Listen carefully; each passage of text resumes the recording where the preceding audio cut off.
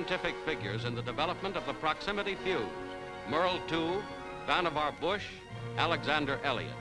Under Dr. Bush's direction, 1,000 other scientists and many thousands of workers helped produce one of the war's most effective weapons.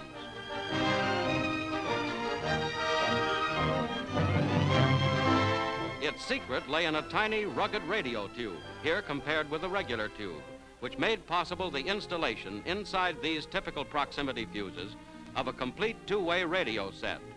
The fuse itself, containing the radio, the detonating cap, and other devices, is fitted into the nose of a bomb, rocket, or shell. Pictures show how the proximity fuse increased Allied power. These bombs are equipped with time fuses, not proximity fuses. Some explode too high, some too low, wasting much of their effectiveness. Now bombs are dropped which have been set to explode on contact. Obviously, they will not destroy shielded targets. They must make direct hits to be fully effective. Here, bombs with delayed action fuses fall. They penetrate far deeper than contact bombs, but their range of destruction is limited.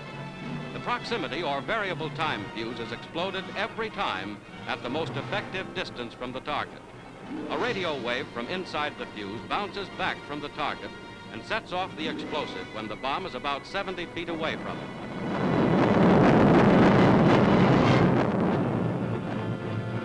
In diagram form, a contact bomb explodes like this. A delayed action bomb makes a deep hole, but has little effect on the man in the foxhole or the jeep behind the barrier. But the next bomb bursts in the air. It is equipped with the proximity fuse, called VT. In use against personnel and gun position, it was devastating.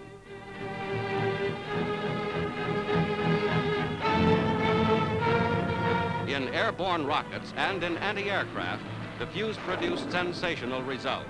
Its first air use was at Iwo Jima. The rocket is fired. The fuse mechanism begins operating, and the radio sends out signals, setting up a zone of sensitivity of more than 3,800 square feet. When the enemy plane comes within this area, the rocket is exploded.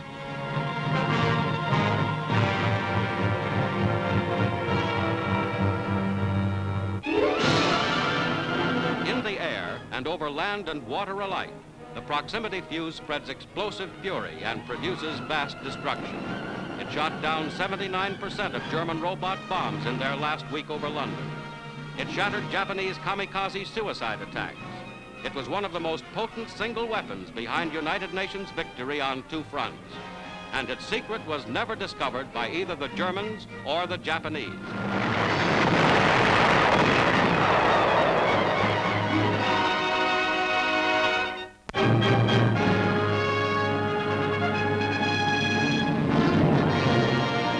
Navy Day, 1945.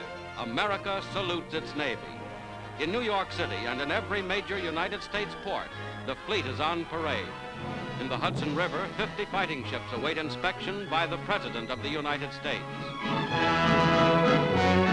At Brooklyn Navy Yard, a mighty carrier built for war is ready for its peacetime commissioning.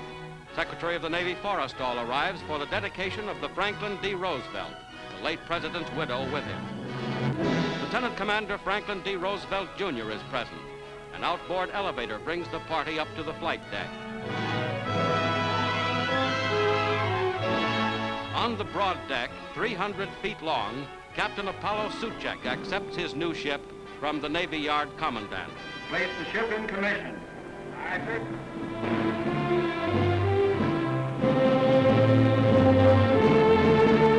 Then President Truman, before a crowd of 10,000 spectators, makes the formal dedication. In the commissioning of this ship, the American people are honoring a stalwart hero of this war. To the memory of an American war casualty.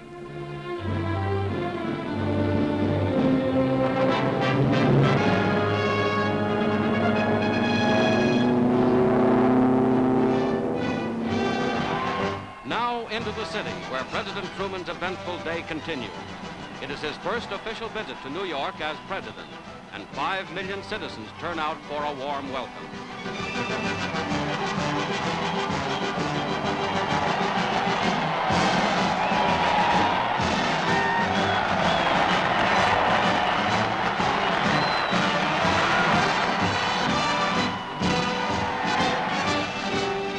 Central Park, more than 1 million people have gathered to hear the Chief Executive's first formal statement on foreign policy since taking office last April. On this day of tribute to the Navy, Mr. Truman outlines the American position for keeping the peace and calls upon all peace-loving peoples to take the course of history in their hands and mold it in the direction of continued cooperation.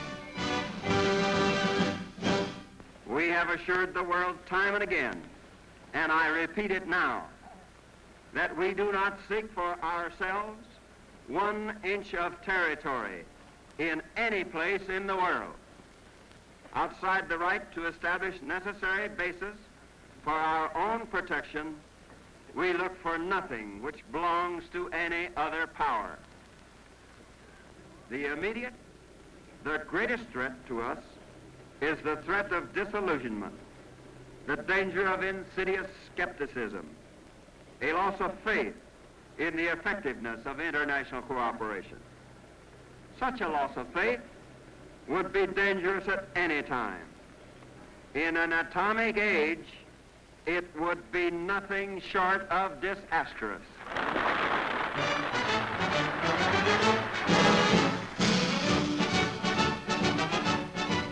The climax of New York's Navy Day is along the broad historic Hudson, where 7 miles of men of war ride at anchor and millions of spectators jam the shores.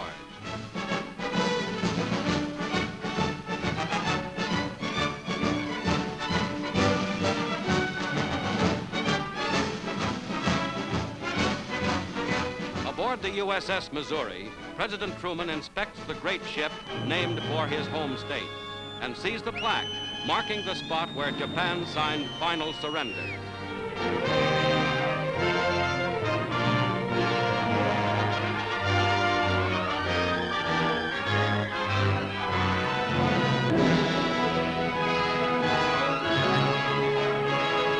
Then, to review the flotilla, the presidential party boards the destroyer Renshaw.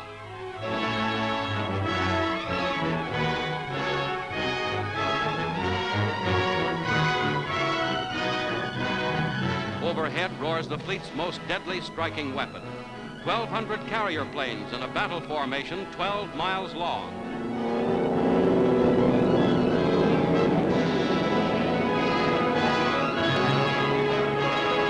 The ships that helped bring victory for the United Nations, battleships, cruisers, massive carriers, submarines, transports, destroyers, and armed escorts, send forth 21-gun presidential salutes.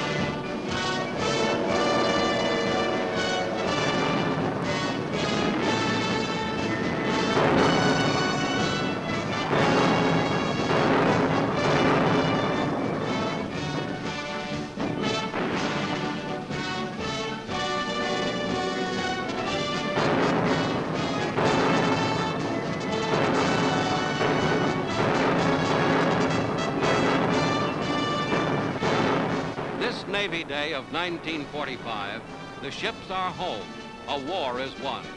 A navy of 1,200 fighting craft, 50,000 other vessels, and 40,000 planes, and manned by men from every city and town the length and breadth of America.